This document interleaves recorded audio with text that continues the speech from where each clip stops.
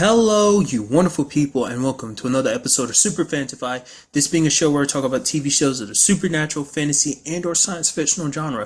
For today's episode, I'm going to talk about the series premiere of Van Helsing. So previously, Sci-Fi had already, I don't know if it was both these episodes or just the first episode, but Sci-Fi had originally aired these, it was like a couple weeks ago, but I missed them. So this is actually my first look at the series, and it's very interesting. I kind of like I already saw the previews for it, so I thought the premise of it was very interesting. As you can tell, it's set in a apocalyptic world. I don't know why I'm struggling to say that. Even before I pressed record, I was already having trouble saying that. I was like, ugh. Anyway, it's a very interesting setting. I mean, because my only experience with Van Helsing has been like the movie, the one with Kate Beckinsale and Hugh Jackman. So that's kind of my only experience with that. I know a little bit of the story, but nevertheless, I guess you can look at it as kind of a contemporary Van Helsing. But we have our main protagonist being this lady Vanessa. But I really like the way they told the story. Like, the first episode is just kind of throwing you in there. It's like, oh yes, the year 2019, 3 years ago, the Rising happened, and basically vampires kind of took over the place. But the second episode was kind of designed where it's kind of more like, oh, catching you up to speed. And it makes you wonder, did they do that on purpose? Like the reason why they make it a double episode back to back, because they knew the second episode was going to be a little slower, I guess. Like, it's not like both episodes were just like pulse pumping action or anything like that, and it's not like they needed to be. I'm just saying maybe that's kind of how they felt like it, because they were kind of like taking a step back with the second episode, slowing you down, like taking the episode to kind of catch you up, because it was no longer like it was, going back to 2016 and showing like, oh, this is how everything went crazy. Which, I mean, let me just run everything down. For one, Vanessa being something else, basically being able to heal herself, because she did that dude Ted stabbed her in the hand and pulled the knife out and it regenerated. So like, that's cool. Like the kid says, like, oh, she's got superpowers. Also, what's up with that dude? What's his name?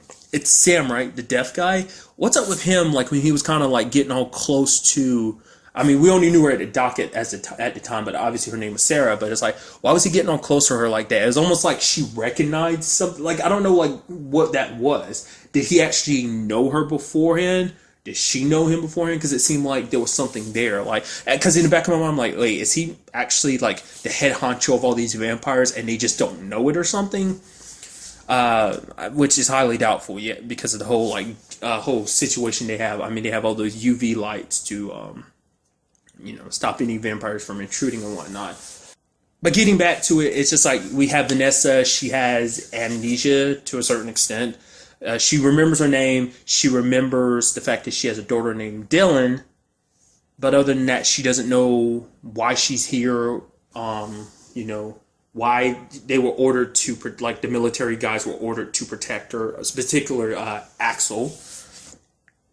Because this entire 3-year period she's been asleep. But obviously, like I said, the second episode was more of a backstory, kind of explaining how. You know what? I'm kind of doing that. I've got kind of bounced like.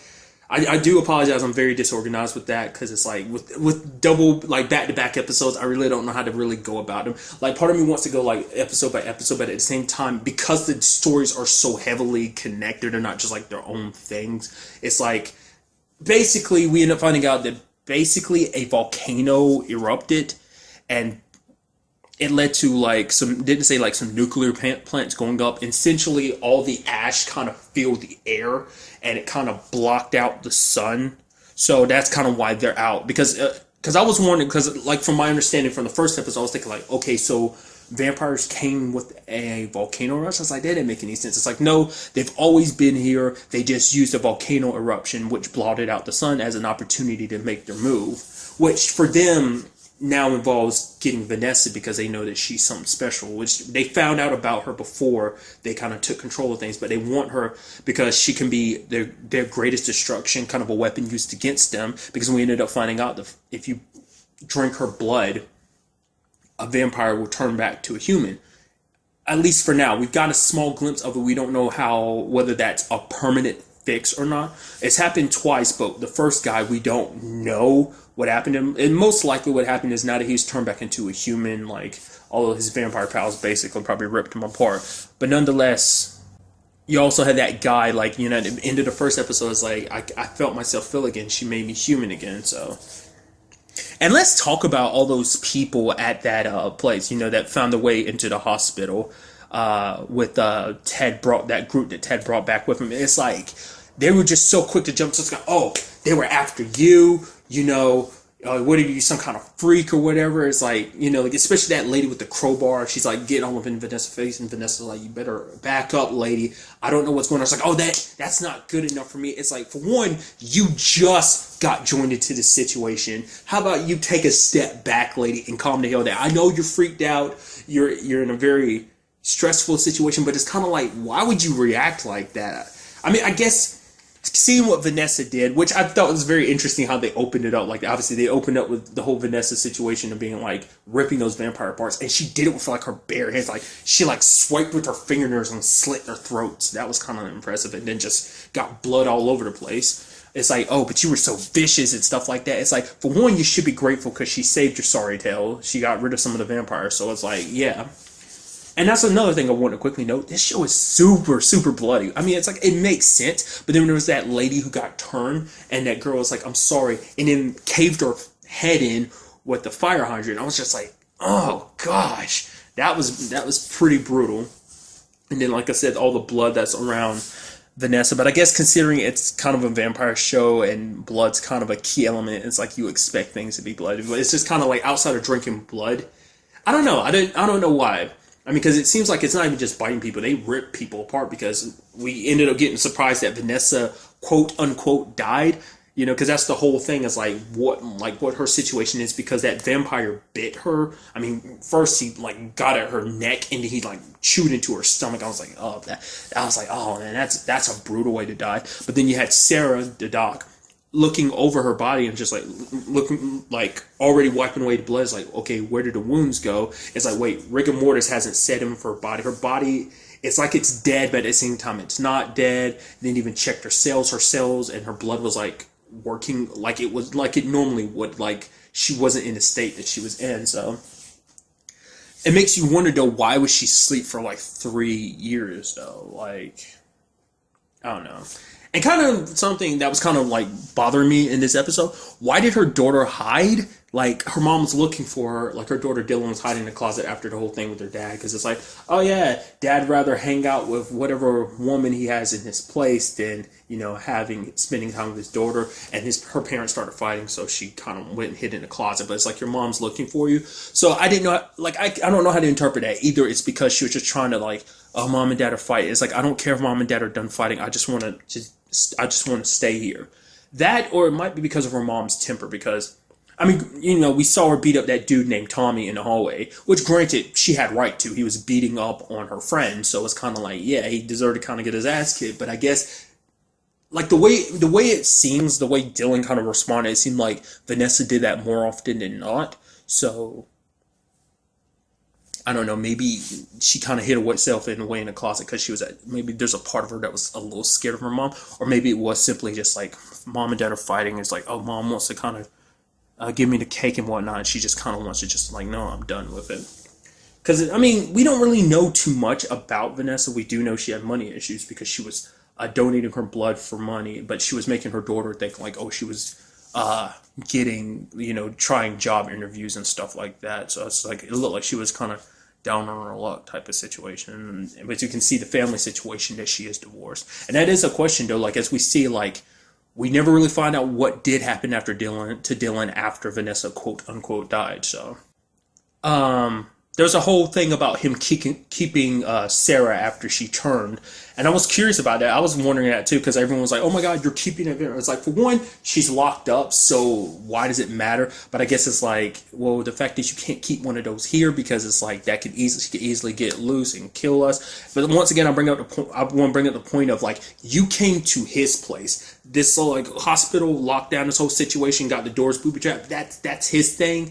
So it's like, don't come into another man's house and shitting on his decisions just because you don't agree with him. Like, in this, apocalypse situation. Like, see, I was almost about to struggle with it, but in this apocalypse situation, it's like, yo, like everyone's got their own setup. It's like, how you gonna come into his place and judge him? Yes, I know it's weird, and it's like we're here, so we want to make sure that we're protected, but at the same time, it's kind of like, you don't really need to be there. I mean, he's there because he's under orders. I mean, it shows you how much of a soldier Axel is, because Ted was like, we kind of got that when we looking back at the past. Ted's like, no, I'm tired of this. We got to get out of this. He's like, no, we got orders to follow. We gonna stay here until reinforcements come. He's like, what? He's like, Ted's like, what are you talking about, Axel?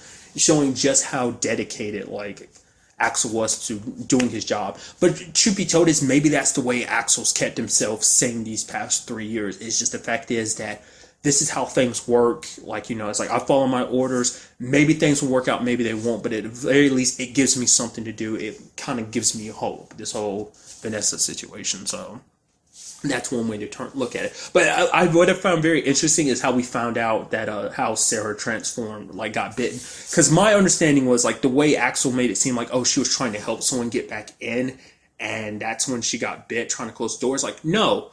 One of the soldiers that went with Ted tried to come back in, but like Sarah freaked out and tried to push him out. And while she's pushing him out, a vampire came over and bit her in the arm. So that's how I was like, she was being actually very selfish. Once again, it's understandable because you're scared, you're terrified. It's like, but you could have held the door open a couple more seconds, then closed it, I mean, she shouldn't have reacted the way she did. And that's how she got bit. And another reason why he kept her alive is because apparently they made a pact that, if one of them turns, that the other would kill the other. But she kind of backed out. She's like, no, I changed my mind. So it's kind of like, I don't know.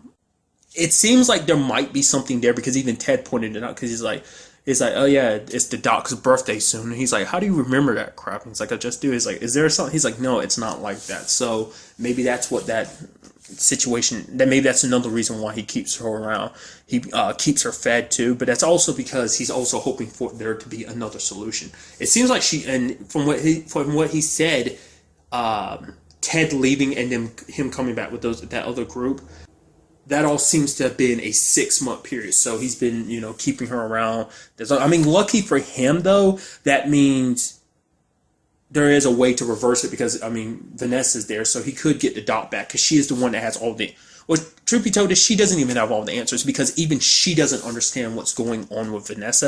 It seemed like the military kind of knew because her sister, Grace... because she's the one that told her about it, and Grace kind of got a little cagey about it, about the body, before the whole world went to hell. And that's the thing, too, like, is it the entire world, or is it just this city? Like, the way they make it, like, it's never been really...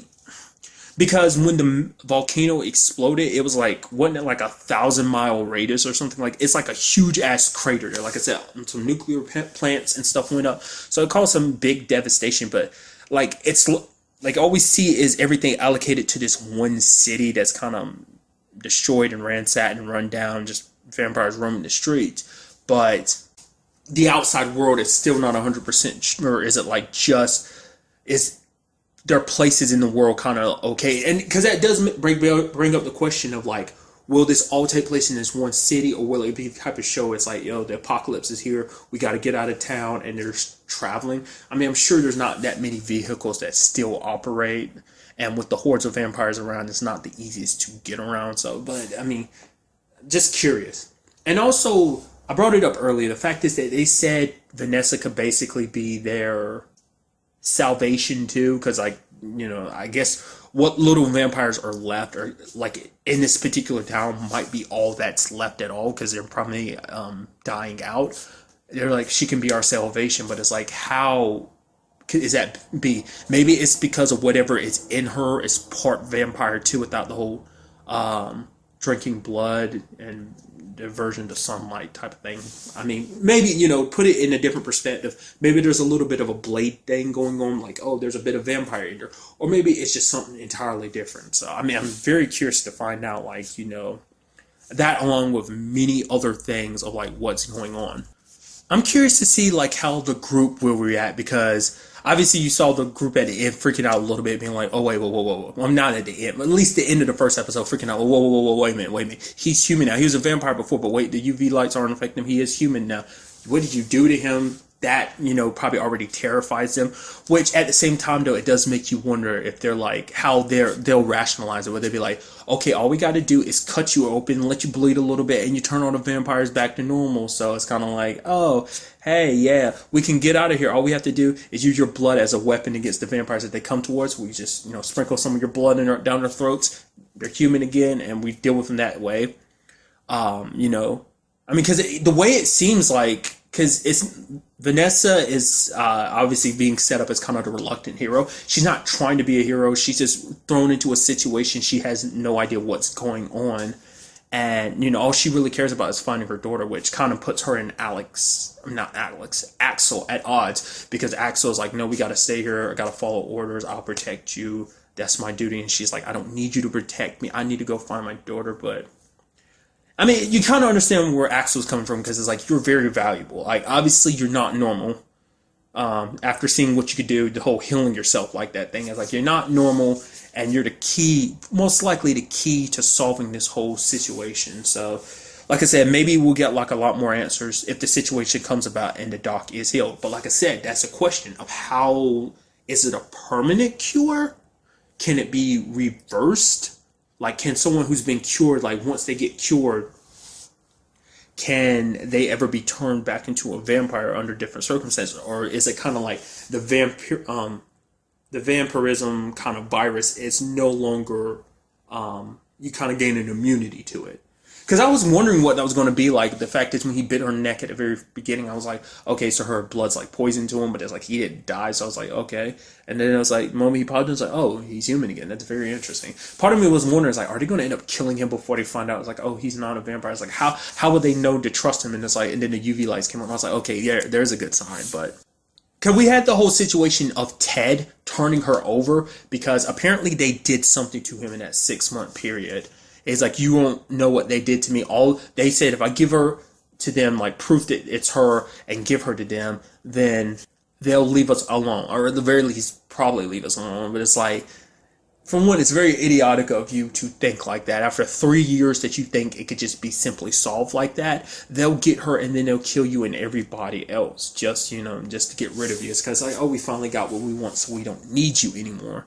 But like I said, it's kind of interesting that we got that perspective, because it's like, the way the episodes were done like that, it's like you see his betrayal. Obviously, it's kind of easy to see that was coming, the way he was kind of manipulating Vanessa and Axel. But at the same time, like, when you go back to the first episode and he brings it up like, oh, I'm tired of this, we got to find another way around this type of thing. So it's kind of like, it makes you wonder why they decided to do it like that.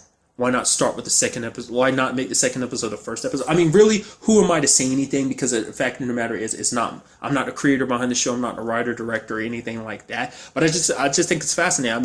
I'm curious what made them decide to kind of start you off at like the middle of everything, and then show you where everything kind of started. So, we haven't really seen the start, because we don't even know where the vampires originated from.